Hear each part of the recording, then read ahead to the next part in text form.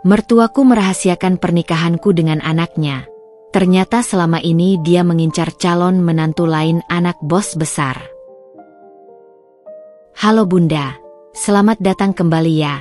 Semoga Bunda semuanya dalam keadaan sehat dan bahagia ya. Sebelum masuk ke ceritanya silahkan Bunda-Bunda semuanya absen terlebih dahulu ya. Bunda semuanya dari daerah mana saja. Yang sudah subscribe semoga rezekinya lancar ya. Hari itu, matahari bersinar begitu cerah, seolah ikut merayakan kebahagiaanku. Aku masih ingat betul bagaimana angin sepau-sepau berhembus pelan, membelai rambutku yang terurai panjang saat aku duduk di bawah pohon rindang itu. Pohon yang menjadi saksi bisu setiap momen penting dalam hubunganku dengan Mas Arya. Disinilah pertama kali kami bertemu. Disinilah kami pertama kali berdebat tentang tugas kuliah. Dan disinilah pula, setahun kemudian, Arya mengeluarkan sebuah kotak kecil berwarna biru dari saku celana chinonya. Aku ingin menghabiskan sisa hidupku bersamamu, Mira, ucapnya dengan suara yang lebih gemetar dari biasanya. Matanya, yang biasanya penuh dengan kepercayaan diri, saat itu berbinar-binar dengan emosi yang tak bisa disembunyikan. Tangannya yang biasanya mantap memegang pena atau mouse komputer, kini gemetar saat membuka kotak itu, memperlihatkan sebuah cincin sederhana dengan batu kecil yang berkilau lembut. Aku tidak bisa berkata-kata. Mulutku terbuka, tapi tidak ada suara yang keluar. Tanganku secara refleks menutupi bibirku yang bergetar, mencoba menahan tangis bahagia yang sudah menggenang di pelupuk mata. Arya, yang biasanya begitu sabar menungguku merespons, kali ini tampak gelisah. Mi? Panggilnya lembut, wajahnya mulai menunjukkan keraguan. Baru kemudian aku menyadari bahwa aku belum memberikan jawaban. Dengan air mata yang akhirnya tumpah, aku mengangguk cepat, begitu cepat sampai Arya tertawa kecil. Iya, kataku. Suaraku nyaris tidak stabil karena tangisan yang tersendat-sendat. Arya langsung menarik tubuhku ke dalam pelukannya, dan aku bisa mendengar detak jantungnya yang kencang, seperti drum yang dipukul tak beraturan. Tapi kebahagiaan kami sedikit ternoda ketika malam itu, di rumah makan kecil favorit kami, Arya memberitahu bahwa ibunya, Bu Rina, ingin pernikahan kami dirahasiakan dulu. Ibu bilang, lebih baik tidak ada yang tahu sampai keadaan benar-benar stabil, ujarnya sambil menatapku dengan pandangan memohon pengertian. Aku mengerutkan kening. Stabil bagaimana? Aku tidak mengerti. Arya, kita kan sudah bekerja, sudah mandiri. Arya menghela napas, tangannya meraih tanganku di atas meja. Ibu khawatir dengan tanggapan keluarga besarnya. Kamu tahu, keluarga kami agak rumit. Aku ingin protes, ingin bertanya lebih jauh, tapi melihat wajah Arya yang begitu lelah, aku memilih untuk mengalah. Untuk sekarang. Baiklah, bisikku.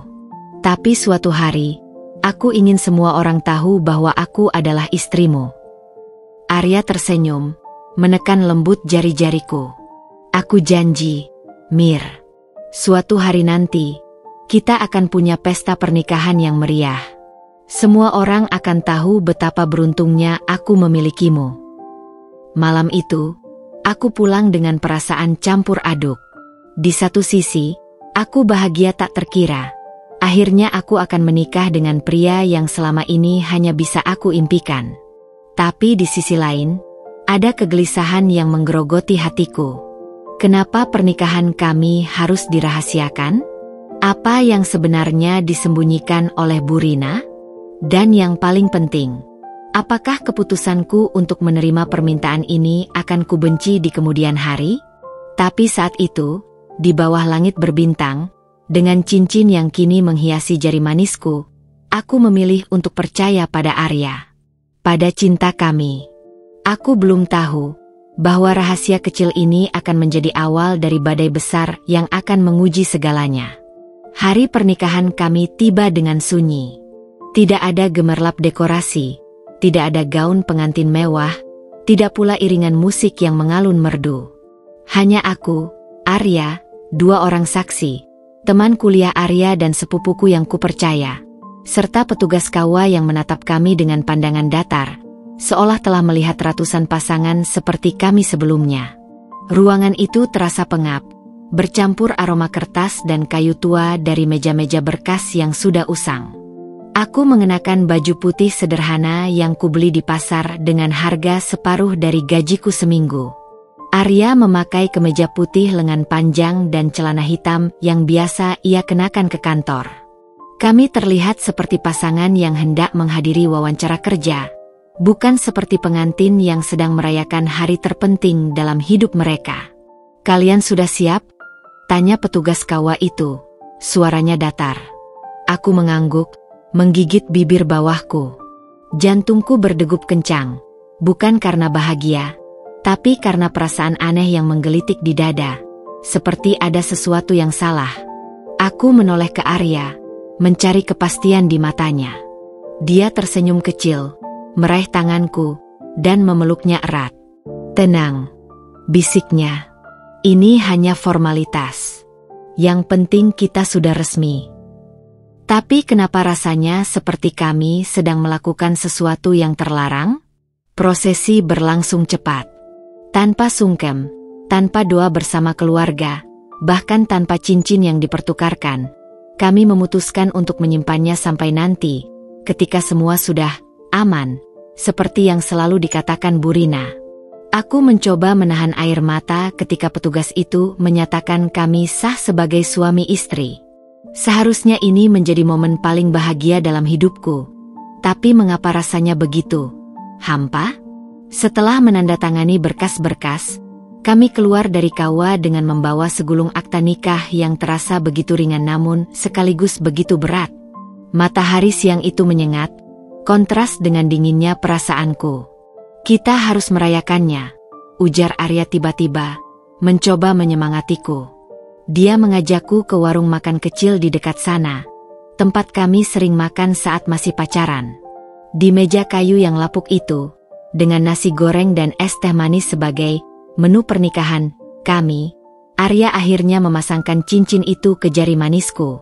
"Aku janji, suatu hari nanti aku akan memberimu pesta pernikahan yang layak," katanya, matanya berbinar dengan tekad yang membuat hatiku sedikit lebih hangat. Tapi janji itu seakan tenggelam ketika malamnya. Di apartemen kecil yang sekarang kami sebut rumah, telepon Arya berbunyi. Dari balik pintu kamar mandi, aku mendengar suara Bu Rina yang keras melalui telepon. "Jangan sampai ada yang tahu. Arya, kamu mengerti? Sampai semuanya selesai." Aku membeku. Sampai apa selesai? Apa yang sebenarnya terjadi? Ketika Arya keluar, wajahnya pucat. "Ibu hanya protektif," katanya, menghindari tatapanku. Malam pertama kami sebagai suami istri dihabiskan dengan diam-diam, masing-masing terbenam dalam pikiran sendiri. Aku berbaring memandang langit-langit, mendengar detak jam dinding yang terasa begitu keras di kesunyian malam. Ini bukan awal pernikahan yang pernah kubayangkan. Aku selalu bermimpi tentang hari di mana aku akan berjalan di antara keluarga dan teman-teman, dengan gaun putih dan senyum bahagia. Bukan seperti ini, bersembunyi seperti penjahat, dengan pernikahan yang seolah harus malu untuk diakui. Tapi yang paling menyakitkan adalah ketika keesokan harinya, saat aku memberitahu sepupuku yang menjadi saksi untuk tidak menyebarkan berita pernikahan kami. "Loh, emangnya kenapa?" tanyanya bingung. "Aku belum mau banyak yang tahu," jawabku, merasa seperti pengkhianat atas kebahagiaanku sendiri. Sepupuku menghela napas. "Mira, kamu yakin dengan semua ini? Kamu terlihat tidak bahagia." Aku tergagap. "Tidak bahagia? Tidak, tentu saja aku bahagia. Aku mencintai Arya. Tapi kenapa air mata ini terus menggenang setiap kali mengingat bahwa pernikahanku adalah sebuah rahasia?" Di hari-hari berikutnya, aku belajar hidup dalam kepura-puraan. Di kantor, aku harus melepas cincin kawinku setiap pagi dan memakainya kembali hanya saat pulang. Di media sosial, aku tidak bisa memposting foto-foto bahagia kami seperti pasangan lain. Bahkan ketika teman-teman kuliah mengadakan reuni dan bertanya kenapa Arya dan aku tidak kunjungan menikah, aku harus berpura-pura tersipu dan berkata, kami masih menabung. Setiap malam, aku memandangi cincin sederhana di jariku, bertanya-tanya, sampai kapan kami harus hidup seperti ini? Dan yang lebih penting, kenapa Bu Rina begitu bersikeras untuk merahasiakan pernikahan kami?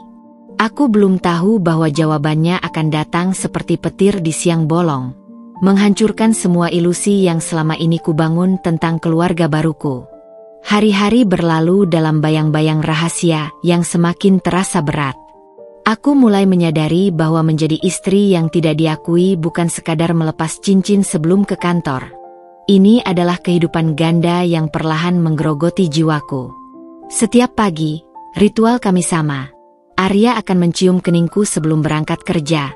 Lalu aku berdiri di depan cermin kamar mandi, memandangi cincin kawin di jariku dengan perasaan getir sebelum akhirnya melepasnya dan menyimpannya di laci kecil tersembunyi.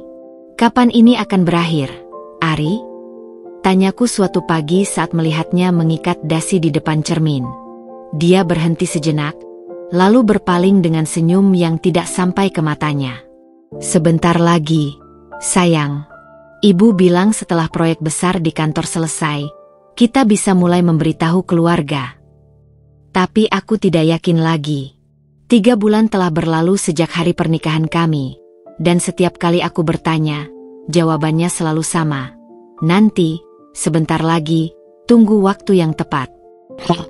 Konflik pertama yang nyata terjadi di hari ulang tahun Bu Rina. Aku telah mempersiapkan hadiah spesial. Sebuah syal sutra bermotif bunga yang kuhabiskan 2 minggu gajiku untuk membelinya. Pagi itu, aku dengan hati-hati mendandani diri, berharap bisa hadir sebagai menantu yang baik di acara keluarga. Kamu tidak bisa ikut, Mira, ujar Arya tiba-tiba saat melihatku sudah siap di depan pintu. Tapi, ibu mengundang seluruh keluarga besar dan kolega penting. Dia belum siap untuk memperkenalkanmu. Rasa sakit yang menusuk dadaku saat itu lebih tajam dari pisau apapun. Aku melihat Arya pergi sendirian, membawa hadiah yang kubungkus dengan hiasan pita emas.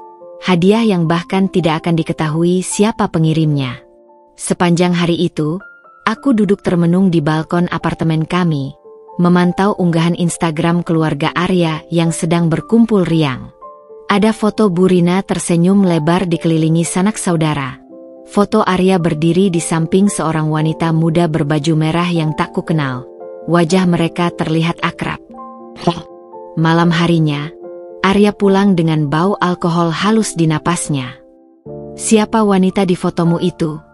Tanyaku langsung. Suaraku lebih tajam dari yang kusangka. Dia mengerutkan kening. Wanita? Oh, Nadia?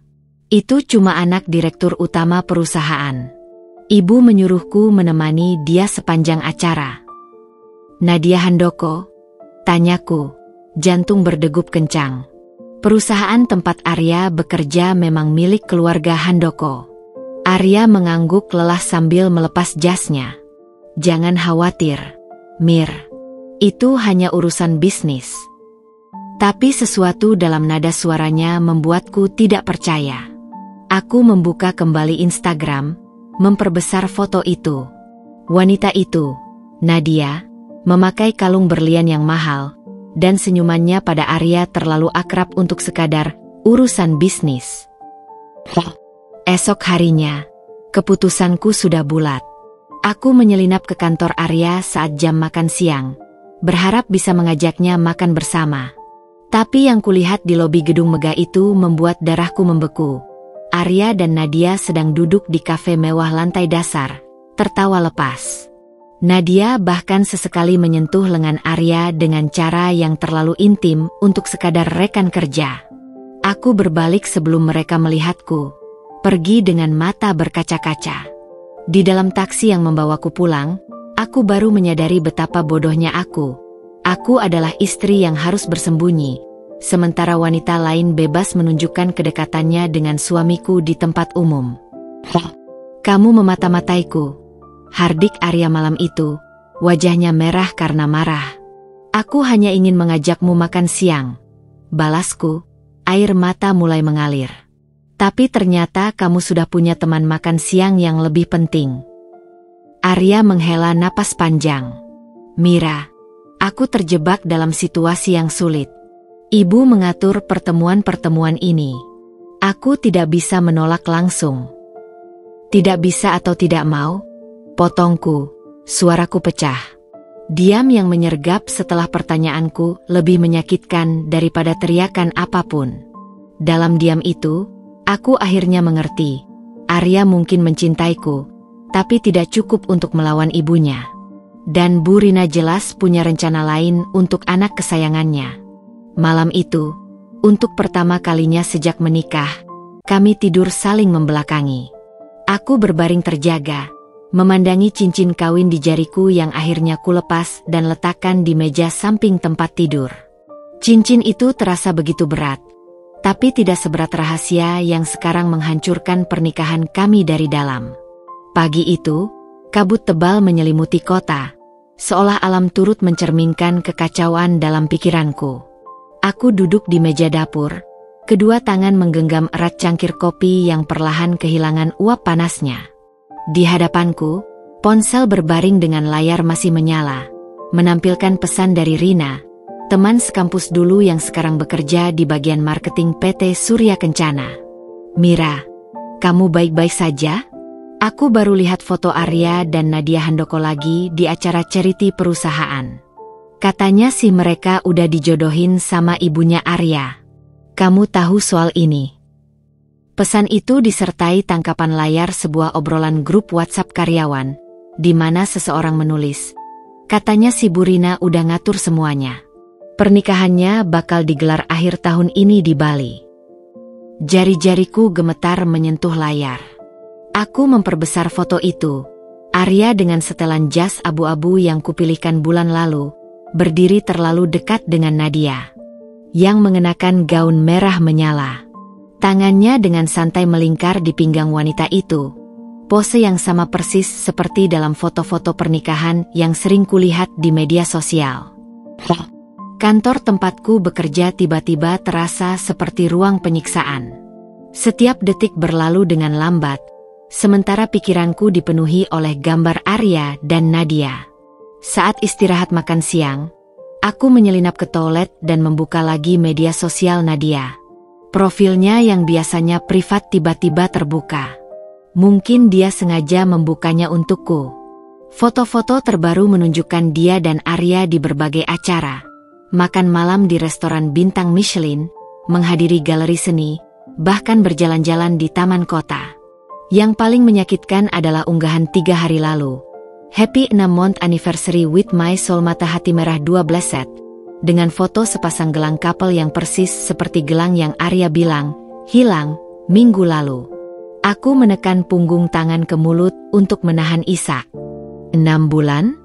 Kami bahkan belum merayakan 1 bulan pernikahan. Kamu kenapa hari ini? Tanya Arya malam itu saat melihatku diam 1000 bahasa. Aku mengangkat wajah dari ponsel, menatapnya langsung. Kapan terakhir kali kamu bertemu Nadia Handoko? Dia tercekat, sendok nasi di tangannya berhenti di tengah jalan. Aku, minggu lalu, untuk urusan proyek. Proyek apa yang mengharuskanmu merayakan anniversary 6 bulan? Hardiku, melemparkan ponsel berisi foto itu ke hadapannya. Wajah Arya berubah pucat. Mira, itu. Jangan bilang itu hanya kebetulan. Jangan bilang aku salah paham. Suaraku melengking, pecah oleh amarah dan rasa sakit.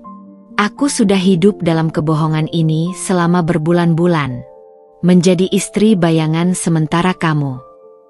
Arya tiba-tiba berlutut di hadapanku. Tangannya mencengkeram erat tanganku. Aku terpaksa. Mira, ibu mengancam akan memutus hubungan jika aku tidak menuruti kemauannya.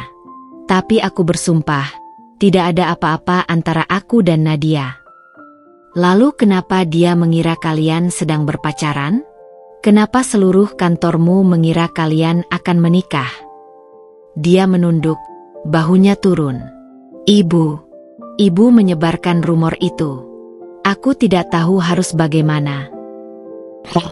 Malam itu, untuk pertama kalinya, Arya bercerita tentang tekanan yang dihadapinya. Tentang bagaimana Bu Rina selalu membandingkannya dengan anak-anak direktur lainnya. Tentang utang perusahaan keluarga yang membuat mereka tergantung pada koneksi dengan keluarga Handoko.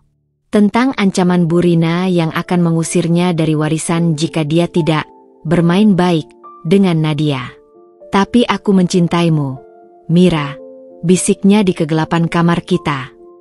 Aku hanya butuh waktu untuk mengatur semuanya. Aku berbaring memandang langit-langit, air mata mengalir pelan di pelipis. Berapa lama lagi, Ari? Berapa lama aku harus menjadi rahasia? Sampai kapan aku harus melihat suamiku dipamerkan dengan wanita lain? Diam yang menyergap kamar kita lebih keras dari jawaban apapun. Keesokan paginya, saat Arya pergi kerja, aku membuat keputusan. Aku mengambil cuti dan pergi ke kantor PT Surya Kencana untuk menemui Nadia Handoko sendiri. Lobi megah itu membuatku merasa kecil. Resepsionis melirik pakaian sederhanaku dengan pandangan merendahkan sebelum akhirnya mengizinkanku naik ke lantai eksekutif setelah kubicara dengan mantap. Saya Mira, istri Arya. Saya perlu bicara dengan Nadia Handoko. Ekspresi terkejut di wajah wanita cantik itu saat aku memperkenalkan diri sebagai istri Arya adalah satu-satunya kepuasan kecil yang kudapatkan hari itu. Kamu, apa? Nadia tersedak, matanya membesar. Tapi ibunya Arya bilang kalian sudah putus? Cerai? Atau mungkin bahwa aku hanya pacarnya yang posesif? Sergahku, suaraku lebih tegas dari yang kusangka. Nadia perlahan bangkit dari kursinya. Wajahnya berubah pucat. Dia bilang kalian sudah bercerai setahun yang lalu. Bahwa Arya siap untuk memulai hubungan baru. Sekarang giliranku yang terkejut. Kebohongan Bu Rina ternyata lebih dalam dan lebih keji dari yang kubayangkan. Kami menikah 4 bulan lalu, ujarku pelan, memperlihatkan cincin kawinku. Dan selama ini, ibunya yang memaksa kami merahasiakannya. Ekspresi Nadia berubah dari syok menjadi kemarahan. Lalu akhirnya, pengertian. Aku tidak tahu, bisiknya. Kamu hanya korban lain dalam permainan ibunya, simpulkanku dengan getir.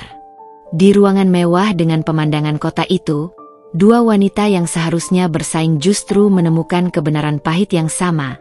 Mereka semua hanya pion dalam permainan Bu Rina. Perjalanan pulangku dihantui oleh satu pertanyaan.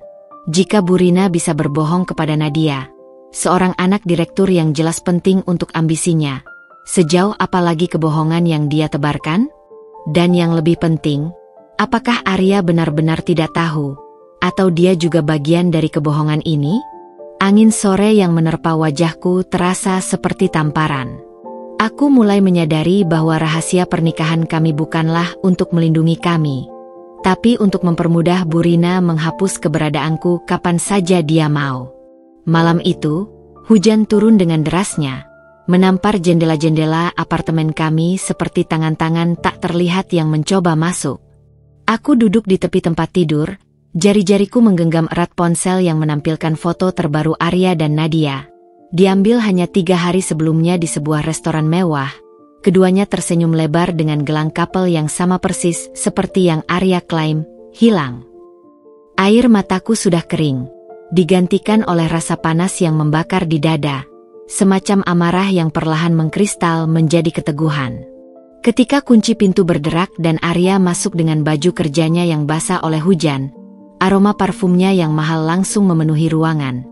Aroma yang sama seperti yang kendus pada foto Nadia pagi tadi ketika ia menyandarkan kepalanya di bahu Arya. Kamu pulang terlambat, ujarku. Suaraku datar seperti permukaan danau yang membeku. Arya melepas jasnya dengan gerakan lelah. Meeting dadakan dengan klien dari Singapura. Aku sudah kirim pesan. Meeting dengan Nadia Handoko, potongku. Mengangkat ponselku sehingga dia bisa melihat bukti yang tak terbantahkan itu. Wajah Arya berubah pucat.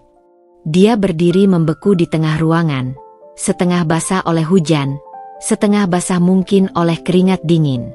Mira, aku bisa jelaskan. 6 bulan. Arya. Suaraku meledak tiba-tiba, mengagetkan bahkan diriku sendiri.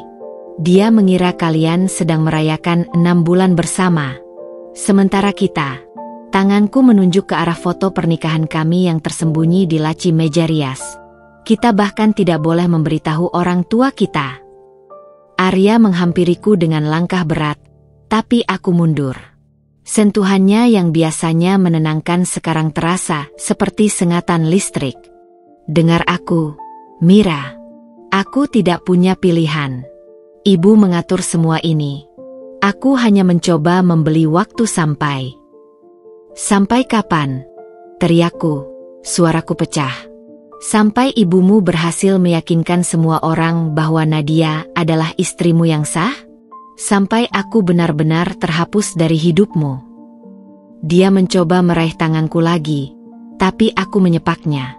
Kamu tidak mengerti tekanan yang kuhadapi, bisiknya, matanya berkaca-kaca. Jika aku menolak, ibu akan memutus semua hubungan.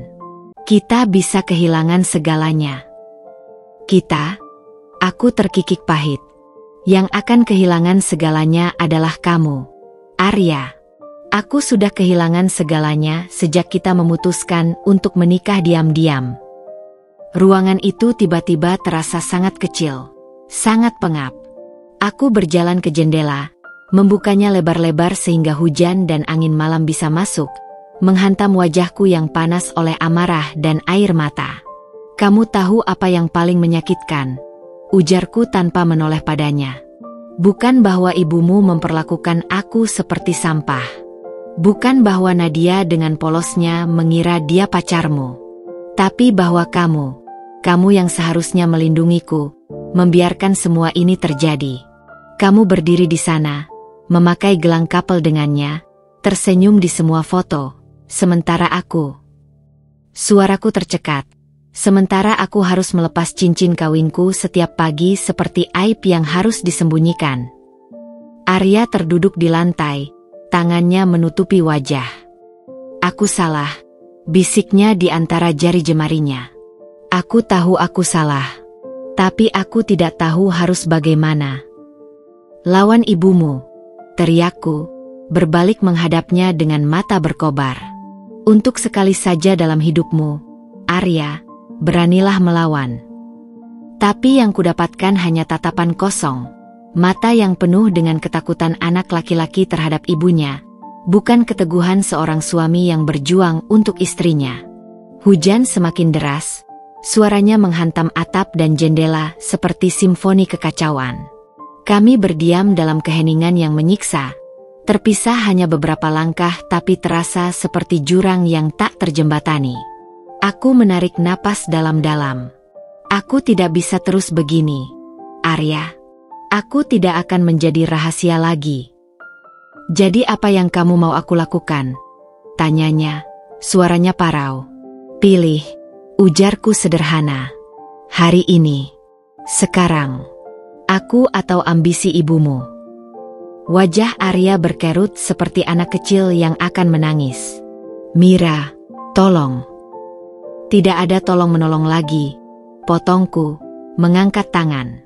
Jika besok pagi aku masih melihat gelang couple itu di pergelangan tanganmu, kamu tidak perlu pulang lagi.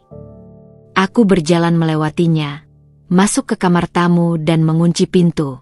Tubuhku lunglai di balik pintu, air mata akhirnya tumpah deras.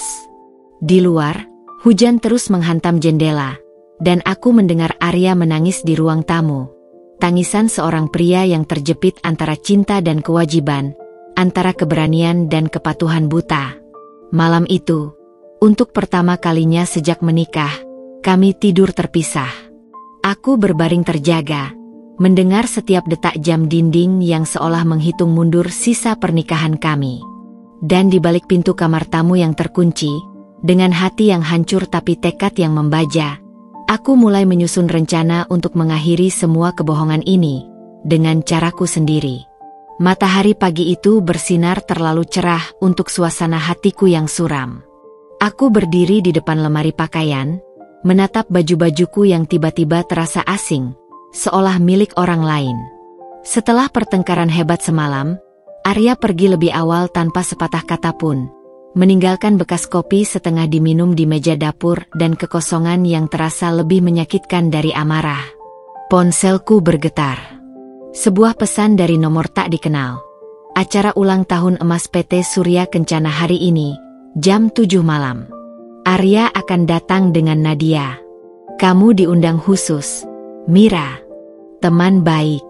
Jari-jariku gemetar memegang ponsel. Ini pasti jebakan. Tapi rasa ingin tahu dan amarah yang menggelegak membuatku memutuskan untuk hadir.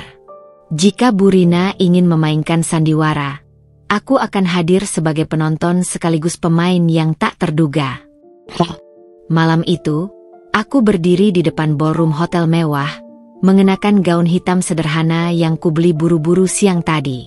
Penjaga pintu memeriksa undanganku dengan tatapan curiga sebelum akhirnya mengizinkanku masuk. Suasana di dalam memukau, kristal-kristal lampu menggantung memancarkan cahaya keemasan, deretan meja dengan taplak putih bersih, dan bunga-bunga segar yang harumnya memenuhi ruangan. Tapi semua kemewahan itu memudar ketika mataku menangkap pemandangan di seberang ruangan. Arya dengan setelan jas baru yang pasti dipilihkan Bu Rina, berdiri anggun di samping Nadia yang mengenakan gaun emas menyilaukan. Mereka terlihat seperti pasangan sempurna dari majalah Sosialita. Yang lebih menyakitkan, tangan Arya dengan santai bertumpu di pinggang Nadia, persis seperti pose pengantin baru. Aku bergerak di antara kerumunan tamu, mendekati panggung kecil tempat Bu Rina sedang berbicara dengan bangga. Dan malam ini adalah malam spesial bukan hanya untuk perusahaan kita, tapi juga untuk keluarga saya, ujarnya dengan senyum lebar, matanya berbinar-binar. Tak lama lagi, kita akan merayakan acara yang lebih besar, penyatuan dua keluarga besar melalui anak-anak yang kami sayangi. Dadaku sesak. Ini lebih buruk dari yang kuduga. Dia secara tidak langsung mengumumkan pertunangan Arya dan Nadia di depan ratusan orang. Tanpa berpikir panjang, aku melangkah maju. Tapi tiba-tiba, seorang lelaki tua dengan kumis tebal menghalangi jalanku. Kamu pasti Mira, bisiknya. Aku mengenalinya, Pak Handoko, ayah Nadia dan direktur utama perusahaan. Aku mengangguk kaku, siap menerima hinaan. Tapi ekspresinya justru penuh penyesalan. Aku tidak tahu kamu sudah menikah dengan Arya. Nadia memberitahuku semuanya tadi siang. Dia menghela napas. Bu Rina meyakinkan kami bahwa putrimu hanyalah mantan kekasih yang sulit move on. Tapi foto pernikahan dan dokumen yang Nadia tunjukkan. Jadi Anda tahu? Desakku, suaraku bergetar. 2 jam yang lalu. Dan aku sangat marah. Matanya berapi-api. Keluargaku tidak akan menjadi bagian dari permainan kotor semacam ini. Tiba-tiba, musik berhenti. Bu Rina mengetuk mic di panggung. Sebelum kita menikmati makan malam, ada pengumuman penting dari anak saya, Arya. Wajah Arya pucat saat dia dibimbing ke panggung. Nadia berdiri di sampingnya dengan senyum kaku. Bu Rina melanjutkan dengan suara penuh kemenangan. Malam ini, dengan kebahagiaan yang luar biasa, kami ingin. Aku minta maaf. Arya tiba-tiba menyela, mengambil mic dari tangan ibunya. Tapi ada sesuatu yang harus aku sampaikan. Ruangan senyap. Bu Rina tersenyum tegang, matanya melotot penuh peringatan. Arya menarik napas dalam-dalam. Selama ini, ada kebohongan besar yang aku jalani. Tangannya gemetar. Aku sudah menikah. Dengan wanita yang luar biasa, Mira. Gasps terdengar di seluruh ruangan. Bu Rina mencoba merebut mic, tapi Arya menghindar. Aku menikah diam-diam karena tekanan keluarga. Tapi malam ini, aku memilih untuk jujur. Matanya mencari-cari di kerumunan, dan ketika menemukanku, Ada keteguhan yang belum pernah kulihat sebelumnya. "Mira, tolong kesini." Semua mata tertuju padaku. Kaki-kakiku terasa seperti terbuat dari batu, tapi aku berjalan maju, merasakan setiap tatapan. Ada yang terkejut, ada yang penuh dukungan, dan satu pasang mata yang membara dengan kebencian. "Bu Rina." Saat aku naik ke panggung, Arya memegang tanganku erat. "Ini istriku," katanya dengan suara yang jelas. Dan aku tidak akan lagi menyembunyikannya. Kekacauan pun terjadi. Bu Rina menjerit histeris, mencoba menarik Arya. Tamu-tamu berbisik dengan heboh. Beberapa staf media yang hadir langsung mengambil foto. Tapi yang paling mengejutkan adalah reaksi Nadia. Alih-alih marah, dia justru berdiri di sampingku. "Aku minta maaf," bisiknya hanya untuk kudengar. "Aku tidak tahu kalian sudah menikah. Ibumu, dia berbohong kepada kami semua." Pak Handoko naik ke panggung, wajahnya merah marah. Pertunjukan memalukan ini sudah cukup. Keluarga Handoko tidak akan terlibat lebih jauh dalam kebohongan ini. Aku melihat Bu Rina terseduh-seduh di kursinya, tapi yang kurasakan bukan kemenangan, hanya kelegaan bahwa akhirnya kebenaran terungkap. Di mobil dalam perjalanan pulang, Arya memegang tanganku erat. "Aku minta maaf untuk segalanya," bisiknya. Aku menatapnya lama. "Kenapa sekarang? Kenapa baru malam ini kamu berani?" Dia menghela napas. "Karena pagi tadi, sebelum berangkat, aku melihat cincin kawinmu di meja. Dan aku menyadari, jika aku tidak berubah sekarang, aku akan benar-benar kehilanganmu." Malam itu, untuk pertama kalinya sejak menikah, kami tidur dengan semua rahasia terbongkar. Tapi satu pertanyaan masih menggantung. Apa yang akan Bu Rina lakukan sekarang setelah rencananya hancur berantakan? Dan yang lebih penting, apakah Arya benar-benar siap menghadapi konsekuensi dari pemberontakannya ini? Pagi setelah acara yang mengubah segalanya, sinar matahari menyelinap melalui tirai kamar kami dengan cara yang berbeda. Lebih terang, lebih tajam, seolah dunia ikut terbangun dari mimpi buruk yang kami alami selama berbulan-bulan. Aku terbangun dengan kepala masih penuh ingatan tentang kekacauan semalam. Tubuh Arya yang hangat bersandar di punggungku, lengannya melingkari pinggangku dengan erat, seolah takut aku akan menghilang jika dia melepaskannya. Namun kedamaian itu tidak bertahan lama. Bunyi ponsel Arya yang terus-menerus berdering akhirnya memaksa kami membuka mata. 14 panggilan tak terjawab dari Bu Rina, dan pesan teks yang semakin panik. "Kamu menghancurkan segalanya. Keluarga Handoko membatalkan semua kontrak. Ayahmu di rumah sakit karena tekanan darah tinggi." Arya terduduk di tepi tempat tidur. Wajahnya menua 10 tahun dalam sekejap. "Aku harus pergi ke rumah sakit," katanya dengan suara serak. Aku mengangguk, menahan diri untuk tidak menawarkan ikut. Setelah semua yang terjadi, pertemuan antara aku dan Bu Rina pasti akan seperti bensin yang disulut api. Sepanjang hari, apartemen terasa luas dan hampa tanpanya. Aku mencoba mengalihkan perhatian dengan membereskan dokumen-dokumen pernikahan kami yang selama ini tersembunyi di balik lemari. Sertifikat nikah, foto-foto yang tidak sempat kami pajang, bahkan brosur-brosur resepsi yang pernah kami lihat bersama dengan penuh harapan. Saat aku sedang memilah-milah kenangan itu, ponselku bergetar. Sebuah pesan dari Arya. "Ayah baik-baik saja, cuma perlu istirahat." Tapi ibu tidak terima. Dia bilang aku harus memilih, tetap bersamamu dan kehilangan hak waris, atau bercerai dan kembali menjadi anak kesayangannya. Jari-jariku membeku di atas layar. Ini saatnya kebenaran terungkap.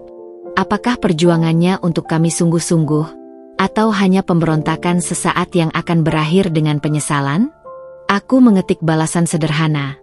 "Aku mengerti apapun pilihanmu."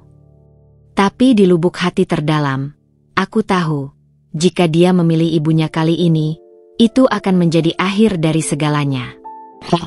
Arya pulang larut malam dengan mata merah dan bahu yang terkulai lelah. Tanpa bicara, dia merogoh tas kerjanya dan mengeluarkan setumpuk dokumen, sertifikat saham, laporan keuangan perusahaan keluarga, dan sebuah surat yang ditandatangani notaris. "Aku melepaskan hak warisku," ujarnya datar. "Tapi aku juga meminta bagian yang menjadi hak ayahku, perusahaan kecil cabang Bandung yang selama ini aku kelola sendiri." Aku ternganga, tidak menyangka dia akan mengambil langkah sejauh ini. "Dan ibumu?" Marah besar, dia menghela napas, menjatuhkan diri di sofa. "Tapi ayah mengerti. Dia bahkan diam-diam memberkati kita." Air mata mengalir di wajahku tanpa kusadari. Ini lebih dari yang pernah kuharapkan. Arya tidak hanya mengakuiku di depan umum, tapi benar-benar memilihku dengan segala konsekuensinya. Dia menarikku ke dalam pelukannya. "Aku sudah membuang waktumu cukup lama dengan keraguanku. Mulai sekarang, tidak ada lagi rahasia. Tidak ada lagi Nadia. Hanya kamu dan aku." Tapi hidup tidak pernah semudah kata-kata. 3 hari kemudian, saat aku sedang bersiap untuk kembali bekerja setelah cuti, sebuah paket misterius tiba di depan pintu kami. Di dalamnya, ada album foto tua, gambar Arya kecil dengan Bu Rina yang memeluknya erat, penuh kasih sayang yang tak terbantahkan. Di halaman terakhir, secarik surat. "Anakku, kamu pikir kamu bisa hidup tanpaku? Kamu akan kembali. Dan saat itu terjadi, aku akan dengan senang hati menerimamu, tanpa wanita yang memisahkan kita." Aku menatap surat itu dengan perasaan campur aduk. Ini bukan ancaman, tapi ramalan. Sebuah keyakinan bahwa pada akhirnya, darah akan mengalahkan segalanya. Ketika Arya pulang dan melihat surat itu, wajahnya menjadi dingin. "Ibu selalu tahu cara menyakitiku," bisiknya sambil meremas-remas kertas itu. Malam itu, untuk pertama kalinya sejak pernikahan kami, Arya mengigau dalam tidurnya, berkata-kata tentang pilihan yang mustahil antara ibu dan istri. Dan aku berbaring di sampingnya, terjaga, bertanya-tanya apakah kemenangan kami semalam hanyalah ilusi, dan pertempuran sebenarnya baru saja dimulai. Minggu-minggu berikutnya terasa seperti berjalan di atas lapisan es yang tipis. Setiap langkah diiringi oleh retakan kecil yang mengancam akan membuat kami jatuh ke dalam air yang membekukan. Meskipun Arya secara resmi telah melepaskan hak warisnya, bayangan Bu Rina terus menghantui kehidupan kami dengan cara-cara yang tak terduga. Pagi itu, aku terbangun oleh suara berisik di depan apartemen. Saat membuka pintu, aku menemukan beberapa kotak kardus berisi barang-barang pribadi Arya dari kantor pusat, foto-foto, mug, bahkan tanaman kecil yang biasa dia letakkan di mejanya. Sebuah catatan singkat tertempel di atasnya. "Karena kamu memilih untuk tidak menjadi bagian dari keluarga ini, kamu juga tidak pantas menggunakan fasilitas keluarga." Arya, yang baru saja keluar dari kamar mandi, berdiri membeku melihat pemandangan itu. Wajahnya yang biasanya tegar tiba-tiba tampak rapuh seperti kaca. "Aku akan mengaturnya," bisikku, meraih tangannya yang dingin. Dia mengangguk pelan, tapi matanya kosong, seolah baru menyadari betapa dalam konsekuensi dari pilihannya. Perusahaan cabang di Bandung yang diberikan ayah Arya ternyata dalam kondisi yang jauh lebih buruk dari yang kami duga. Hutang menumpuk, klien penting banyak yang mengundurkan diri setelah mendengar skandal di acara perusahaan, dan karyawan mulai resah. "Kita harus turun langsung ke Bandung," ujar Arya suatu malam. Wajahnya terlihat tua oleh stres. "Setidaknya untuk beberapa minggu, sampai keadaan stabil." Aku menghela napas. Aku tidak bisa meninggalkan pekerjaanku sekarang. Deadline proyek besar.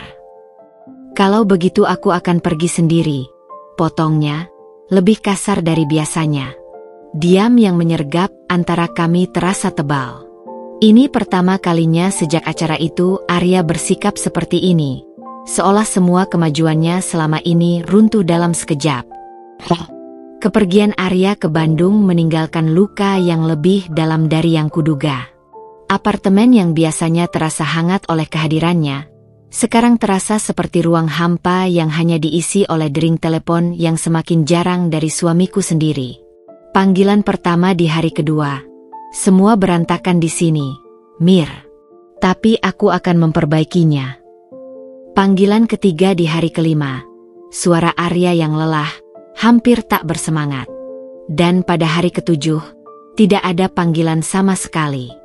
Hanya sebuah pesan singkat, "Sibuk rapat, nanti aku telepon." Tapi telepon itu tak kunjung datang. Keputusanku untuk menyusul Arya ke Bandung datang secara tiba-tiba di tengah malam ketika aku terbangun dari mimpi buruk. Mimpi di mana Arya perlahan berubah menjadi orang asing yang tak kukenal lagi. Bandung menyambutku dengan hujan gerimis. Kantor cabang perusahaan ternyata hanya sebuah gedung kecil di pinggiran kota, jauh dari kemewahan kantor pusat di Jakarta. Yang kulihat saat membuka pintu kantor membuat dadaku sesak. Arya duduk di belakang meja yang berantakan, dikelilingi tumpukan dokumen, matanya merah oleh kelelahan. Dan di sampingnya, berdiri Burina dengan wajah penuh kemenangan. Tangan elegannya menempel di pundak Arya. "Lihat siapa yang datang," ucap Burina dengan senyum tipis. Istri yang baik tentu tidak akan membiarkan suaminya berjuang sendirian, bukan? Arya mengangkat wajah, terkejut melihatku. "Mira, kenapa kamu?" "Kamu tidak menjawab teleponku," ujarku, berusaha menahan gemetar di suaraku. "Aku sibuk," jawabnya pendek, menghindari tatapanku. Burina dengan santai mengambil tasnya. "Arya sudah bekerja keras 3 hari terakhir ini. Untung aku datang membantunya." Perkataannya seperti tamparan. Jadi selama Arya tidak menghubungiku, ibunyalah yang berada di sampingnya? Malam itu, di kamar hotel murah tempat kami menginap, pertengkaran hebat terjadi. "Kenapa kamu tidak bilang ibumu akan datang?" tanyaku, berusaha keras untuk tidak berteriak. Arya menggosok-gosok pelipisnya. "Aku tidak tahu dia akan datang. Dia tiba-tiba muncul kemarin, bilang ingin membantu." "Dan kamu langsung menerimanya? Setelah semua yang dia lakukan?" "Aku tidak punya pilihan, Mira," bentaknya tiba-tiba, membuatku terkejut. "Kamu lihat sendiri keadaan di sini. Aku tenggelam dalam hutang dan masalah, dan kamu..." Dia berhenti, menarik napas dalam-dalam. "Kamu bahkan tidak bisa meninggalkan pekerjaanmu untuk membantuku." Rasa sakit yang menusuk dadaku lebih tajam dari pisau. "Jadi ini tentang aku yang tidak datang lebih awal? Kalau kamu butuh bantuan, kenapa tidak minta tolong padaku? Kenapa harus ibumu?" Karena dia tahu jawabannya sebelum Arya membuka mulut. Di saat-saat sulit, naluri pertamanya tetap kembali kepada ibunya. Pagi berikutnya, aku menemukan Arya dan Burina sudah duduk rapat dengan investor di ruang kantor. Melalui pintu kaca, aku melihat Burina dengan lihai memamerkan presentasi yang jelas bukan buatan Arya. Sementara suamiku hanya duduk mengangguk, wajahnya pasrah. Saat istirahat, aku menarik Arya ke samping. "Apa yang sebenarnya terjadi di sini?" Dia menatapku dengan mata yang tiba-tiba berkaca-kaca. "Aku tidak sanggup, Mira. Ini terlalu berat." Ibu menawarkan bantuan dengan syarat aku mau berbaik lagi dengan keluarganya." "Dan syaratnya apa?" tanyaku, meski sebenarnya sudah tahu jawabannya. Arya tidak perlu menjawab. Rasa malu di matanya sudah cukup menjelaskan segalanya.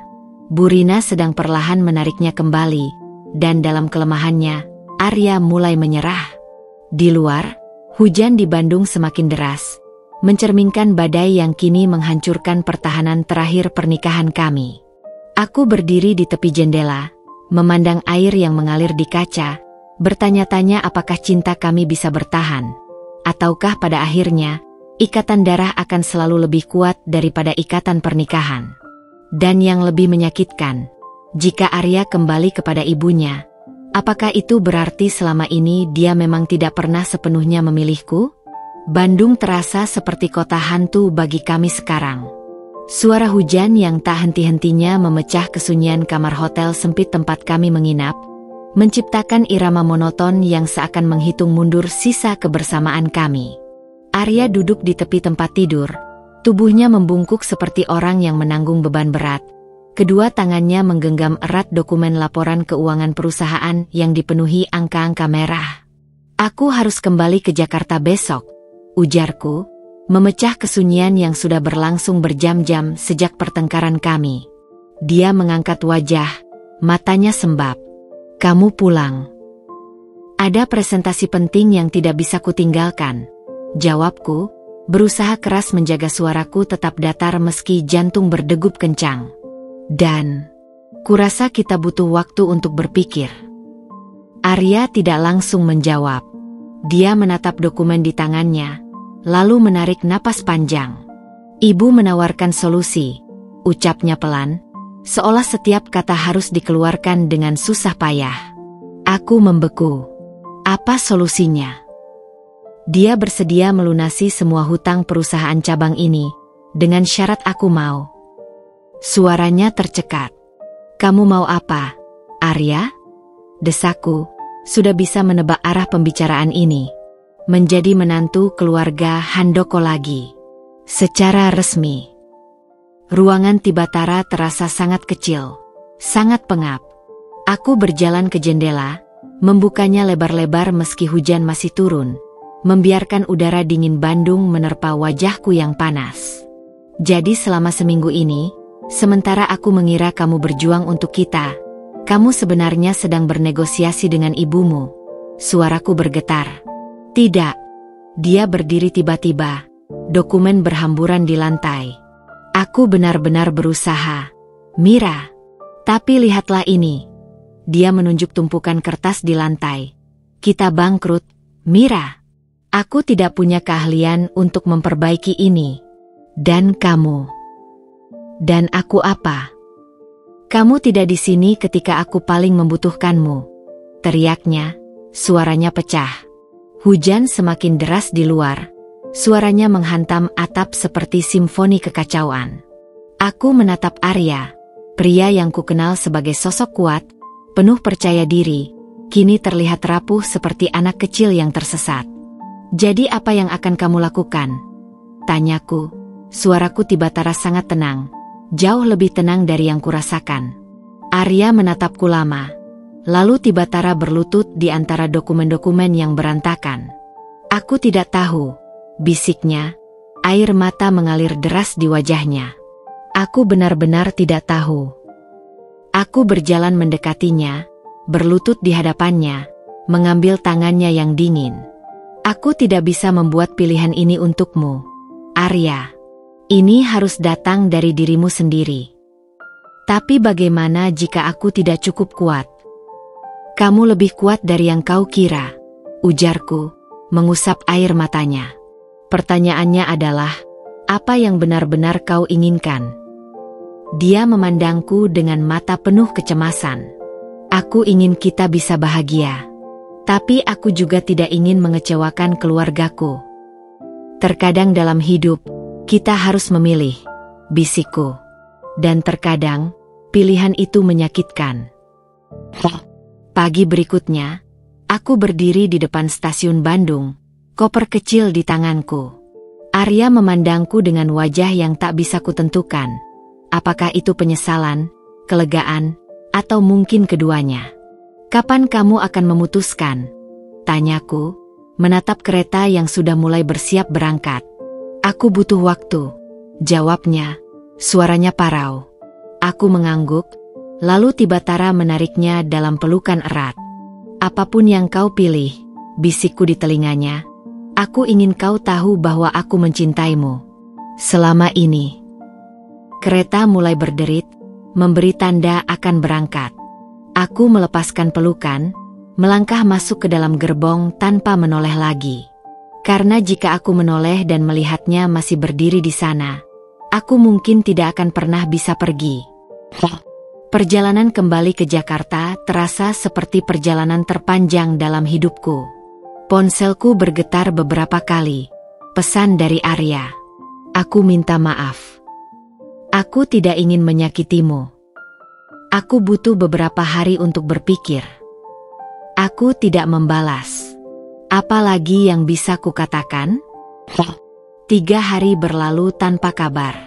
Aku menyibukkan diri dengan pekerjaan, mencoba tidak terus-menerus memeriksa ponsel.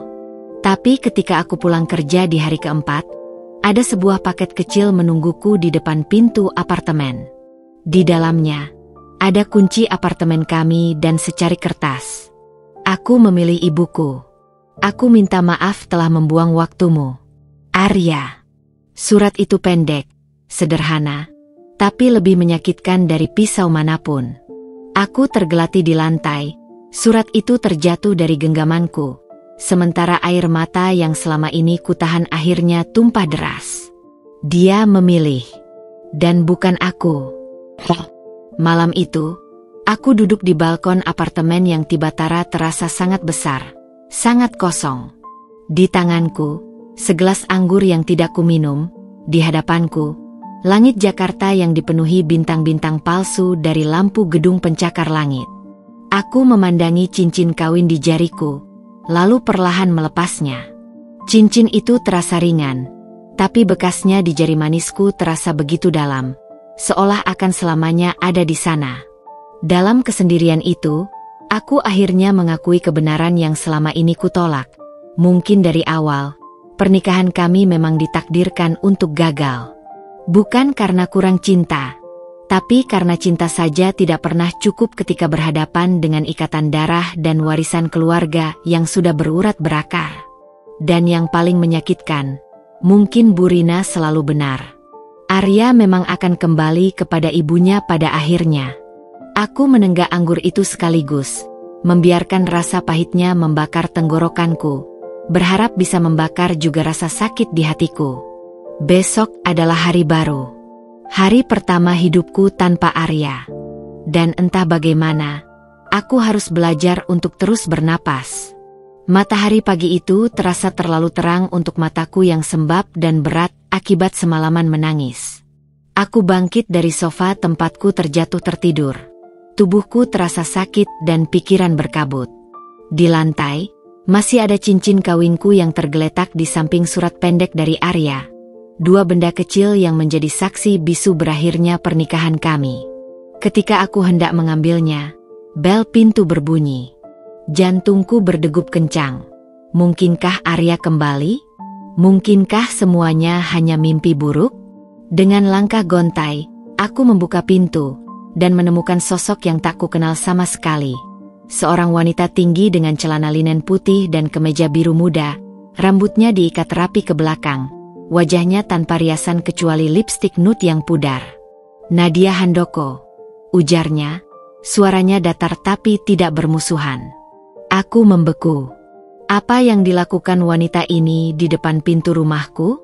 Apakah dia datang untuk menyombongkan kemenangannya? Aku tidak bermaksud mengganggu, lanjutnya sebelum sempat ku berkata, matanya melirik ke dalam apartemen. Bolehkah kita bicara? Nadia duduk di hadapanku di meja makan, tangannya melingkari secangkir teh yang kusodorkan.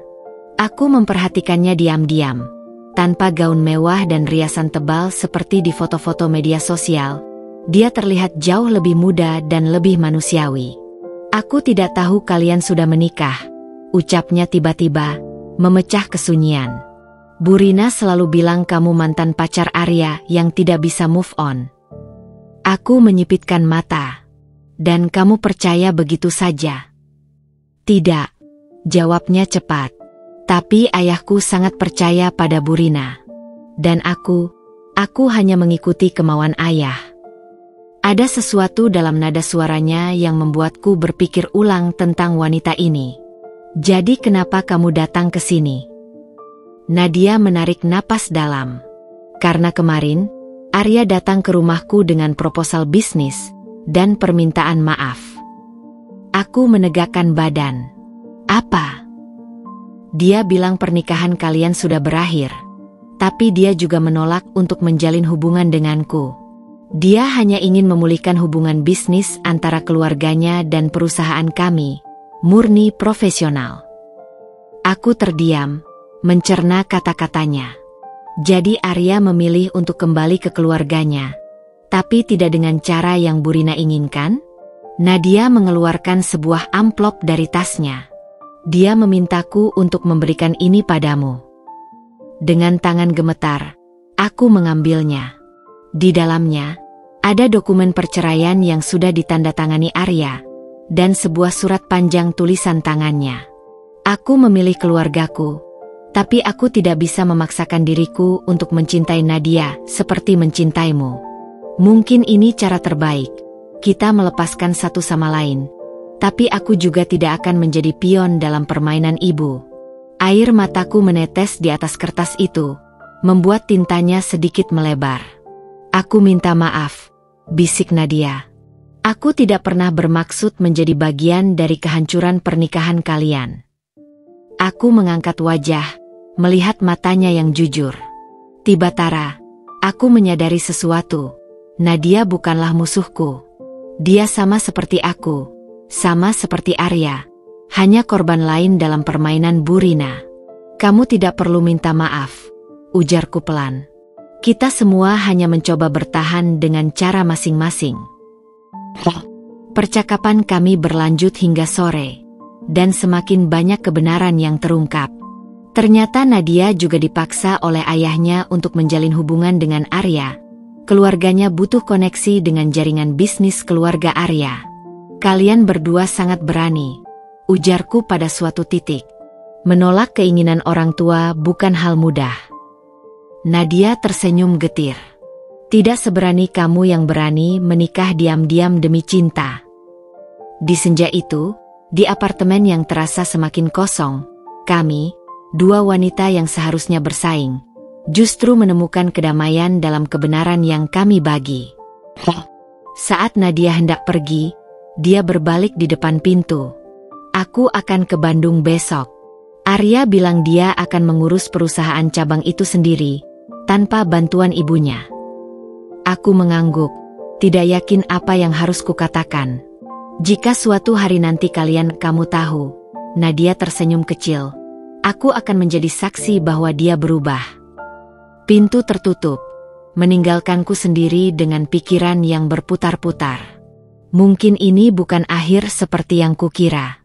Mungkin ini adalah awal dari sesuatu yang baru, bagi Arya, bagiku, bahkan bagi Nadia. Dan untuk pertama kalinya sejak menerima surat Arya, aku bisa bernapas sedikit lebih lega. Malam itu, aku berdiri di balkon, memandangi langit Jakarta yang mulai dihiasi bintang-bintang. Di tanganku, surat Arya yang sudah kubicara berulang kali. Kita melepaskan satu sama lain. Tapi di antara baris-baris itu, aku bisa merasakan sesuatu yang lain. Sebuah harapan bahwa mungkin, di suatu masa depan yang jauh, ketika kami sudah tumbuh lebih kuat, jalan kami akan bertemu lagi. Dan untuk sekarang, itu sudah cukup. Aku meletakkan surat itu di dalam laci, bersama cincin kawin dan semua kenangan indah yang akan kusimpan rapat-rapat, bukan sebagai beban, tapi sebagai pelajaran tentang cinta, pengorbanan, dan kepercayaan yang harus diperjuangkan. Besok adalah hari baru, dan aku akan menghadapinya dengan kepala tegak. Hari-hari setelah pertemuan dengan Nadia terasa seperti berjalan di atas tanah yang bergerak, tidak stabil, namun anehnya tidak sepenuhnya tidak nyaman. Kantor tempatku bekerja menjadi pelarianku. Proyek-proyek baru ku terima dengan antusiasme berlebihan. Seolah dengan menyibukkan diri aku bisa melupakan betapa sunyinya apartemen yang dulu kami sebut rumah. Hingga suatu sore, ketika aku sedang bekerja lembur, ponselku bergetar. Pesan dari nomor tak dikenal. Butuh bantuanmu. Kopi jam 7? N. Aku mengernyitkan dahi. Nadia? Apa lagi yang bisa dia inginkan dariku sekarang? Kafe kecil di bilangan Senopati itu nyaris kosong ketika aku tiba. Nadia sudah duduk di pojok, wajahnya tegang, jari-jarinya tak henti mengetuk-ngetuk permukaan meja. Tanpa riasan dan dengan kemeja putih sederhana, dia terlihat jauh dari sosok wanita kaya yang biasa terlihat di media sosial. "Aku punya masalah," ujarnya langsung setelah aku duduk, tanpa basa-basi. Aku menyilangkan tangan. "Dan kenapa harus aku?" "Karena kamu satu-satunya orang yang mengerti situasinya." Dia menyeret napas panjang. "Ayahku baru saja mengancam akan menikahkanku dengan direktur muda di perusahaannya jika aku menolak Arya. Sekarang giliranku yang terkejut. Jadi, ini bukan hanya tentang Arya dan aku." Nadia menggeleng, matanya berkaca-kaca. "Ini tentang kita semua yang terjebak dalam permainan orang tua kita." Tiba-tiba, semua kemarahanku padanya menguap. Di hadapanku bukan lagi rival yang kukira, melainkan seorang wanita yang sama-sama terjebak dalam ekspektasi keluarga.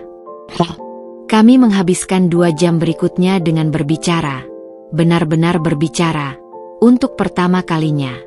Nadia bercerita tentang tekanan sebagai anak tunggal pewaris perusahaan, tentang betapa dia sebenarnya mencintai seni tapi tidak pernah diberi kesempatan untuk mengejarnya.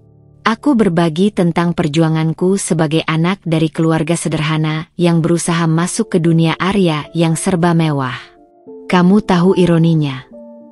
Nadia terkikik pahit sambil menyeruput kopinya yang sudah dingin. Aku bahkan tidak benar-benar tertarik pada Arya. Dia pria baik, tapi dia bukan pilihanmu, simpulku. Dan aku bukan pilihannya, tambahnya, menatapku langsung. Tapi mereka semua bersikeras menjodohkan kita. Kami terdiam sesaat, masing-masing tenggelam dalam pikiran. Kalau begitu, apa rencanamu? Tanyaku akhirnya. Nadia mengeluarkan iPad dari tasnya dan memperlihatkan sebuah grafik. Aku punya ide, tapi aku butuh bantuanmu. Rencananya sederhana namun brilian. Nadia ingin membuktikan pada ayahnya bahwa dia bisa membawa keuntungan bagi perusahaan tanpa harus menikahi siapapun, dengan meluncurkan divisi seni dan budaya baru yang selama ini menjadi passionnya. Tapi ayahku tidak akan pernah setuju tanpa bukti konkret, ujarnya. Disinilah aku masuk. Perusahaan tempatku bekerja bergerak di bidang event organizer, dan kebetulan sedang menggarap festival seni besar-besaran. Kamu butuh mitra untuk proyek pertamamu, tebakku. Dia mengangguk, matanya berbinar. Dan kamu butuh klien besar untuk membuktikan kemampuanmu memimpin proyek penting. Kami saling memandang, menyadari betapa sempurnanya kesempatan ini, baginya untuk membuktikan kemandirian, bagiku untuk bangkit dari keterpurukan. Malam itu, kami berpisah dengan sebuah kesepakatan tak terucap. Aku akan membantu Nadia menyusun proposal bisnis yang solid, dan dia akan memastikan perusahaanku menjadi mitra utamanya. Saat berjalan menuju mobil, Nadia tiba-tiba memegang lenganku. Tentang Arya. Aku menghela napas. Itu sudah berakhir, Nadia. Tapi kamu masih mencintainya. Aku menatap langit Jakarta yang kelabu. Cinta saja tidak cukup, kan? Itu pelajaran berharga dari semua ini. Nadia mengangguk pelan. Tapi siapa tahu, mungkin suatu hari nanti, ketika kita semua sudah menjadi versi terbaik dari diri kita sendiri. Dia tidak menyelesaikan kalimatnya, tapi aku mengerti. Mungkin. Tapi bukan sekarang. Kembali di apartemen, kubuka laptop dan mulai menyusun draft proposal untuk Nadia. Di tengah kesibukanku, ponsel bergetar. Pesan dari Arya, yang pertama sejak surat perceraiannya. Dengar kamu bertemu Nadia. Aku harap kalian tidak bertengkar. Aku tersenyum kecil, mengetik balasan. Kami justru menjadi sekutu. Aneh, ya. Beberapa detik kemudian, balasannya datang. Dunia memang penuh kejutan. Aku senang kalian berteman. Dan di bawahnya, satu pesan lagi yang membuat jantungku berdegup kencang. Perusahaan cabang di Bandung mulai menunjukkan perkembangan. Masih panjang, tapi aku belajar banyak. tentang bisnis, tentang keluarga, dan tentang diriku sendiri. Aku tidak membalas pesan terakhir itu. Tapi saat menutup mata nanti, aku akan membayangkan Arya di Bandung, mungkin sedang duduk di kantor kecilnya, juga memandangi bulan yang sama seperti yang kupandang. Kedua kami mencoba menjadi pribadi yang lebih baik. Terpisah tapi entah bagaimana masih terhubung oleh benang-benang tak terlihat yang mungkin, suatu hari nanti, akan kembali menyatukan kami. Untuk sekarang, ada proposal yang harus kuselesaikan, sebuah proyek baru yang menantiku, dan persahabatan tak terduga yang baru saja lahir. Dan itu, untuk sementara waktu, sudah lebih dari cukup. Proyek bersama dengan Nadia berkembang lebih cepat dari yang kubayangkan. Dalam 2 minggu, kami sudah mengadakan 3 pertemuan penting, menyusun strategi pemasaran, dan merancang konsep festival seni yang akan menjadi pembuktian bagi Nadia, dan juga untukku. Namun, ada satu hal yang terus mengganjal. Bu Rina, kamu yakin dia tidak akan campur tangan? Tanyaku suatu sore ketika kami sedang duduk di rooftop kantor Nadia, menatap langit Jakarta yang mulai berubah warna menjadi jingga. Nadia menghela napas, memutar-mutar gelas jusnya. Ayahku sudah setuju dengan syarat proyek pertama harus sukses. Tapi Bu Rina, matanya menyipit. Dia masih berpikir aku akan berubah pikiran tentang Arya. Tiba-tiba, ponselku bergetar. Pesan dari Arya, "Ibu tahu tentang proyek kalian. Dia akan ke Jakarta besok." Darahku berdesir. Selama ini, komunikasiku dengan Arya hanya seputar dokumen perceraian yang masih dalam proses, dingin, formal, seolah kami adalah 2 rekan bisnis yang tidak pernah saling mengenal lebih dalam. Pesan ini adalah yang pertama kali bersifat personal sejak kami berpisah. Bu Rina datang seperti badai, tanpa permisi, tanpa peringatan. Aku sedang mempresentasikan proposal kepada tim Nadia ketika pintu ruang rapat terbuka dengan kasar. "Jadi ini di mana kalian bersekongkol?" Suaranya menggelegar, mata hitamnya yang tajam beralih antara Nadia dan aku. Ruangan senyap. Nadia berdiri perlahan. "Bu Rina, ini pertemuan internal. Aku tidak bicara padamu." Bu Rina menghardik, lalu menudingku. "Kamu sudah merusak hubunganku dengan anakku, sekarang meracuni calon menantuku juga." Aku menarik napas dalam, berusaha menenangkan diri. "Ini murni urusan bisnis, Bu. Nadia dan saya." "Jangan bicara padaku tentang bisnis," teriaknya, wajahnya memerah. "Aku tahu rencanamu. Memisahkan Nadia dari Arya agar kamu bisa kembali masuk." Klien-klien penting Nadia yang duduk di ruangan itu saling memandang dengan canggung. Aku bisa melihat usaha keras Nadia untuk tetap profesional. Tapi pipinya yang memerah menunjukkan betapa marahnya dia. "Bu Rina," suara Nadia tiba-tiba sangat tegas. "Mira ada di sini atas undangan saya. Dan proyek ini adalah keputusan bisnis murni dari perusahaan kami." Bu Rina tertawa sinis. "Kamu benar-benar mirip ibumu, sama-sama naif." Seketika itu juga, wajah Nadia berubah. "Jangan sekali-kali menyebut ibu saya," desisnya, suaranya rendah tapi berbahaya. Keadaan semakin memanas ketika tiba-tiba pintu terbuka lagi. Arya berdiri di sana, wajahnya pucat, napasnya terengah seperti baru berlari. "Ibu," ujarnya dengan suara yang tegas tapi tenang. "Kita perlu bicara. Sekarang." Bu Rina menoleh, terkejut melihat anaknya. "Arya, kamu tidak seharusnya." "Tidak," potong Arya. "Sekarang giliranku yang bicara." Dia melangkah masuk, menutup pintu rapat-rapat di belakangnya. Semua mata tertuju padanya saat dia berdiri di depan ibunya.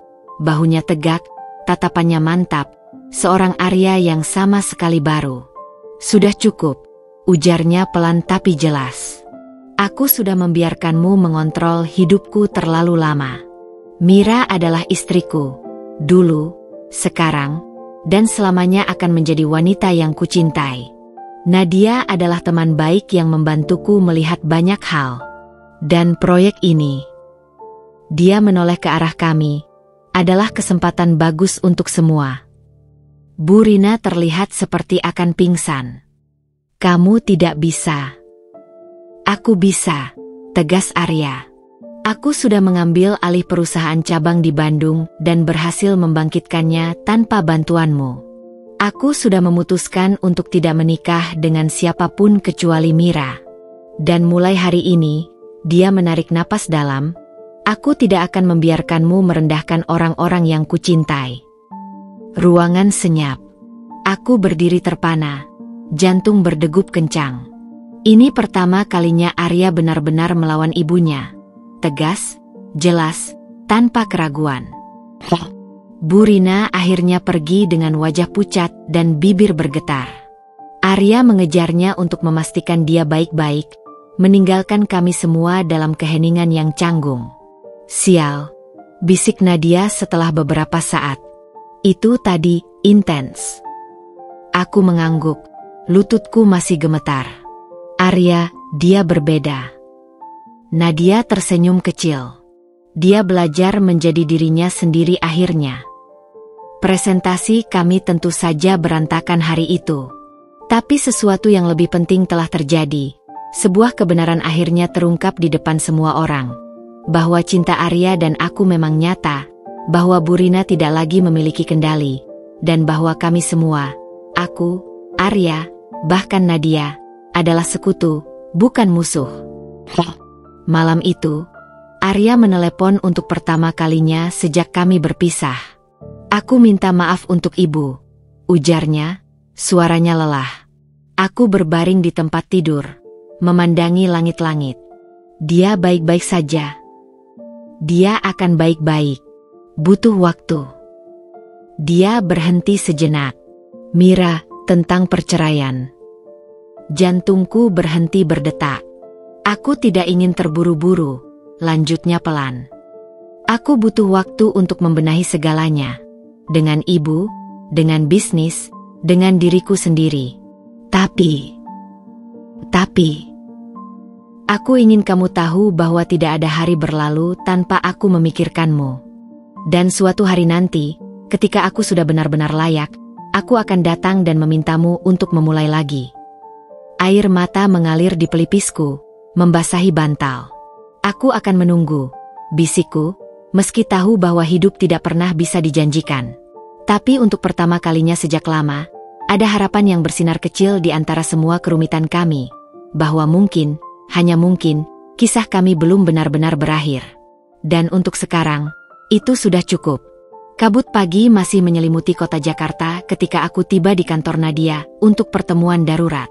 Semalam, setelah telepon dari Arya, aku tidak bisa memejamkan mata. Setiap kali menutup mata, yang terbayang adalah wajah Bu Rina yang pucat dan getir, serta suara Arya yang penuh penyesalan namun tegas. Nadia sudah menungguku di ruang rapat, wajahnya tegang dengan lingkaran hitam di bawah mata yang menunjukkan bahwa dia juga tidak tidur semalaman. Di hadapannya, laptop terbuka menampilkan deretan email dari klien-klien penting yang hadir saat kejadian kemarin. Keluarga Handoko mendapat surat dari Bu Rina, ujarnya langsung begitu aku duduk, memutar laptopnya ke arahku. Layar menunjukkan email panjang yang isinya adalah tuduhan bahwa aku memanipulasi Nadia dan merusak hubungan keluarga mereka. Yang lebih parah, Bu Rina mengancam akan memutus semua hubungan bisnis keluarga mereka dengan PT Surya Kencana jika proyek ini terus melibatkanku. Aku menutup mata sejenak, mencoba menenangkan napas yang tiba-tiba menjadi pendek. Apa yang ayahmu katakan? Nadia menghela napas. Dia marah, tapi bukan padamu. Pada Bu Rina karena berani mengancam kami. Matanya berbinar. Tapi dia memberi ultimatum, proyek ini harus sukses besar, atau aku harus kembali mengikuti kemauannya. Saat kami sedang membahas strategi darurat, telepon Nadia berdering. Dari ekspresinya yang berubah, aku tahu itu Arya. Dia di rumah sakit, bisik Nadia setelah menutup telepon, wajahnya pucat. Bu Rina dilarikan ke UGD tadi malam karena tekanan darah tinggi. Arya meminta kita tidak datang. Dadaiku terasa sesak. Meski semua yang terjadi, Aku tidak menginginkan hal buruk pada Burina. Apakah dia stabil, tapi butuh istirahat total? Nadia menggeser kursinya mendekatiku. Arya bilang, ayahnya marah besar. Seluruh keluarga sedang berkumpul di rumah sakit. Dan dia ragu. Mereka menyalahkan Arya, dan secara tidak langsung, kamu, atas semua ini. Aku menunduk, menatap tangan yang tergenggam di pangkuanku. Tibatara, semua terasa sangat berat. Mungkin aku memang seharusnya tidak pernah masuk ke dunia ini. Mungkin cinta Arya dan aku memang tidak dimaksudkan untuk bertahan. Hari-hari berikutnya terasa seperti berjalan di atas pecahan kaca. Proyek dengan Nadia terus berjalan, tapi di bawah bayang-bayang ketegangan. Arya tidak menghubungiku lagi. Aku hanya mendapat kabar sepintas dari Nadia bahwa dia harus tinggal di rumah sakit menemani ibunya, sambil berusaha meredam kemarahan keluarganya. Sampai suatu sore, ketika aku sedang sendirian di kantor kecilku menyusun laporan, seseorang mengetuk pintu. Ayah Arya berdiri di sana. Beliau terlihat 10 tahun lebih tua dari pertemuan terakhir kami. Wajahnya kuyu, rambutnya yang biasanya rapi kini berantakan. Tanpa kata-kata, dia mengeluarkan sebuah amplop dari saku jasnya. Ini dari Arya, ujarnya dengan suara serak. Dia memintaku untuk menyampaikannya secara langsung. Dengan tangan gemetar, aku menerima amplop itu. Di dalamnya ada 2 tiket pesawat ke Bali dan secarik kertas bertuliskan, "Aku butuh waktu. Ibu butuh waktu. Tapi yang paling penting, kita butuh waktu bersama, jauh dari semua ini. Jika kamu mau, aku akan menunggumu di bandara besok pagi." Aku mengangkat wajah, bingung. Ayah tidak keberatan. Wajah tua itu berkerut dalam ekspresi yang sulit kubaca. Anakku telah membuat pilihannya. Dan setelah melihatnya menderita selama berminggu-minggu ini, dia berhenti, memandangku langsung. Aku mulai memahami bahwa mungkin kebahagiaannya memang ada bersamamu. Malam itu, aku duduk di lantai apartemen yang sudah setengah kosong. Sebagian barang-barangku sudah kubawa pulang ke rumah orang tuaku selama masa perpisahan ini. Di depanku, 2 tiket pesawat itu terbentang, seolah menantangku untuk mengambil keputusan. Di satu sisi, ini adalah kesempatan untuk memperbaiki segalanya dengan Arya. Di sisi lain, apakah melarikan diri ke Bali benar-benar solusi? Bagaimana dengan Burina yang masih di rumah sakit? Bagaimana dengan proyek besar dengan Nadia? Ponselku berdering. "Nadia, aku tahu tentang rencana Arya," ujarnya langsung. "Dan aku ingin kamu pergi." Aku terkejut. Tapi proyek bisa ditunda 2 minggu, atau bahkan sebulan. Suaranya tegas. "Mira, selama ini kita semua terjebak dalam drama keluarga ini. Mungkin kalian berdua butuh waktu jauh dari semuanya untuk benar-benar melihat apa yang kalian inginkan." Aku menutup mata, mencoba mendengarkan kata hati. Tibatara, bayangan Arya di bandara sendirian muncul di kepalaku. Arya yang mungkin akan kecewa, yang mungkin akhirnya menyerah jika aku tidak datang. Ketika fajar menyingsing, aku sudah berdiri di depan cermin, koper kecil di sampingku. Di tangan, sebuah surat untuk Nadia yang berisi semua ide dan rencana untuk proyek kami, jika aku memutuskan tidak kembali. Dan di jari manisku, cincin kawin yang kupakai lagi untuk pertama kalinya sejak perpisahan kami. Aku menarik napas dalam, menatap pantulanku sendiri di cermin. "Kamu yakin?" tanyaku pada bayanganku. Tapi sebenarnya, hatiku sudah memutuskan sejak malam tadi. Kadang, cinta memang butuh keberanian. Keberanian untuk percaya, keberanian untuk memaafkan, dan yang paling sulit, keberanian untuk memulai lagi. Dan hari ini, aku memilih untuk menjadi pemberani. Aku mengangkat koperku, melangkah menuju pintu, siap menghadapi ketidakpastian, tapi dengan satu kepastian, bahwa apapun yang terjadi di Bali nanti, setidaknya kami sudah mencoba. Bandara ramai seperti biasa ketika aku tiba. Mataku langsung mencari-cari sosoknya di antara kerumunan orang. Dan di sana, di depan gerbang keberangkatan, Arya berdiri dengan baju kasual dan wajah yang tegang menunggu. Ketika matanya menemukanku, seluruh raut wajahnya berubah, seolah matahari tiba-tiba terbit hanya untuk menyinarinya. Aku berjalan mendekat, jantung berdegup kencang. Tidak ada pelukan, tidak ada ciuman, hanya tatapan panjang yang mengatakan segalanya. "Kamu datang," bisiknya, suaranya parau. Aku mengangguk, mengangkat tanganku yang memakai cincin kawin. "Kita punya banyak hal untuk dibicarakan." Dia tersenyum kecil, lalu mengambil tanganku. "Kita punya 2 minggu untuk itu." Dan ketika jari-jari kami saling terkait, aku tahu, perjalanan ini mungkin tidak akan menyelesaikan semua masalah kami. Tapi setidaknya, ini adalah awal yang baru. Awal di mana kami memilih satu sama lain, dengan segala konsekuensinya. Pesawat menembus awan, meninggalkan Jakarta dan segala kekacauan kami di bawah sana. Di kursi sebelahku, Arya terdiam, matanya menatap keluar jendela. Wajahnya masih menyimpan bayang-bayang kelelahan dan ketegangan dari minggu-minggu terakhir. Tangannya yang menggenggam erat tanganku terasa dingin, seolah masih ragu apakah aku benar-benar ada di sini bersamanya. "Kamu tidak tidur semalam?" tanyaku pelan, memecah kesunyian di antara deru mesin pesawat. Dia menggeleng, tanpa mengalihkan pandangan dari jendela. "Harus memastikan ibu benar-benar stabil sebelum pergi." Suaranya berat. Dia tidak terima aku pergi bersamamu." Aku menunduk, memainkan ujung selimut pesawat dengan jari-jariku. "Kalau begitu kenapa kita tetap melakukan ini?" Barulah dia menoleh, matanya yang biasanya penuh keyakinan kini terlihat rapuh. "Karena jika tidak sekarang, aku tidak tahu kapan lagi aku akan punya keberanian." Bali menyambut kami dengan hujan gerimis. Villa kecil yang Arya sewa terletak di tepi tebing menghadap laut, jauh dari keramaian.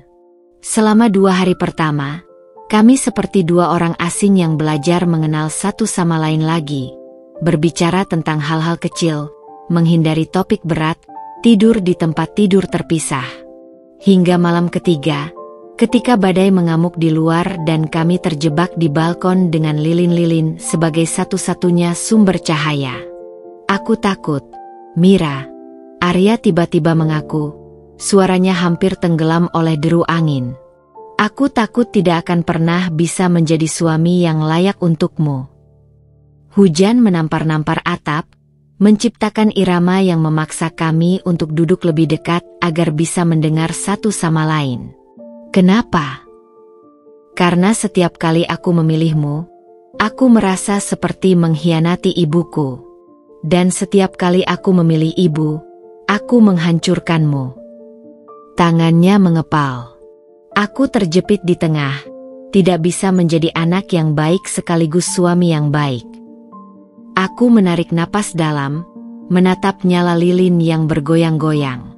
"Kamu tidak harus memilih, Arya. Cinta bukanlah pertandingan di mana ada yang menang dan kalah." Di hari kelima, telepon Arya berdering.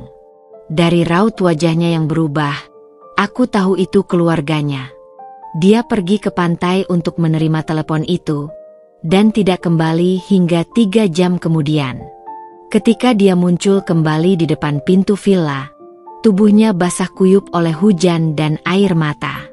"Ayah bilang ibu menolak makan sejak aku pergi," bisiknya, tubuhnya gemetar. Dia bilang, "Aku akan menyesali ini seumur hidupku jika sesuatu terjadi pada ibu."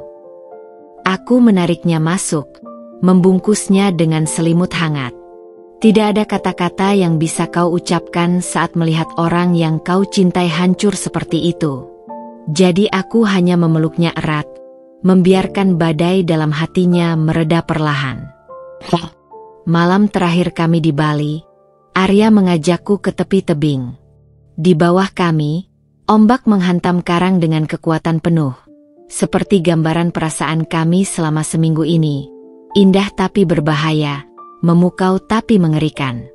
"Aku sudah memutuskan," ujarnya tiba-tara, menatapku dengan mata yang berkaca-kaca tapi tegas. "Aku akan kembali ke Jakarta besok, menemui ibu, dan mengatakan padanya bahwa aku mencintaimu. Bahwa pernikahan kita bukanlah kesalahan. Dan bahwa..." Dia menarik napas dalam. Jika dia benar mencintaiku, dia harus belajar menerima pilihanku. Angin bertiup kencang, membawa serta percikan air laut yang asin. Dan jika dia tidak bisa menerimanya, Arya memandang jauh ke laut gelap. Maka aku akan tetap bersamamu, tapi dengan cara kami sendiri. Tanpa warisan, tanpa dukungan keluarga. Hanya kita berdua. Aku menunduk, air mata menetes di pasir di bawah kami. Kamu yakin bisa melakukannya? Dia tidak langsung menjawab. Ketika aku mengangkat wajah, kulihat air mata mengalir di pipinya. Tapi senyum kecil mengembang di bibirnya. Tidak, bisiknya jujur. Tapi untuk pertama kalinya, aku yakin bahwa hidup tanpamu akan lebih menyakitkan daripada semua ketakutan itu. Kembali ke Jakarta, kami tidak langsung menemui Bu Rina. Arya membutuhkan waktu untuk menyusun kata-kata. Sementara aku kembali ke proyek dengan Nadia yang sudah menungguku. Tapi pagi ini, ketika aku sedang bersiap ke kantor, telepon berdering. Mira, suara Arya di telepon bergetar. Ibu mau bertemu kita berdua. Hari ini. Jantungku berhenti berdetak. Apa yang akan kita lakukan? Kita akan menghadapinya bersama. Jawabnya. Suaranya lebih tenang dari yang kuduga. Seperti seharusnya dari awal. Aku menatap cincin kawin di jariku. Simbol cinta yang telah melalui begitu banyak badai. Aku akan siap dalam 1 jam. Jawabku. Rumah besar keluarga Arya terasa sunyi ketika kami tiba. Pelayan membawa kami ke ruang tamu di mana Bu Rina sudah duduk di sofa. Wajahnya pucat tapi tetap anggun. Arya menggenggam tanganku erat saat kami berjalan mendekat. Bu Rina mengangkat wajah, matanya yang tajam menyapu kami dari kepala hingga kaki. Lalu, tanpa kata-kata, dia mengeluarkan sebuah kotak kecil dari saku bajunya. Ini untukmu, ujarnya, suaranya datar. Hadiah pernikahan yang seharusnya kuberikan 8 bulan lalu. Dengan tangan gemetar, aku menerima kotak itu. Di dalamnya, sepasang giwang berlian kecil. Giwang yang sama seperti yang pernah dikenakan nenek Arya di foto-foto keluarga mereka. Aku mengangkat wajah, bingung. Bu? Wajah Bu Rina berkerut seperti sedang menahan tangis. Aku tidak akan bilang bahwa aku setuju dengan pernikahan kalian. Tapi dia memandang Arya, matanya berkaca-kaca. Aku tidak bisa kehilangan anakku hanya karena egoisku sendiri. Arya jatuh berlutut di depan ibunya, memeluknya erat.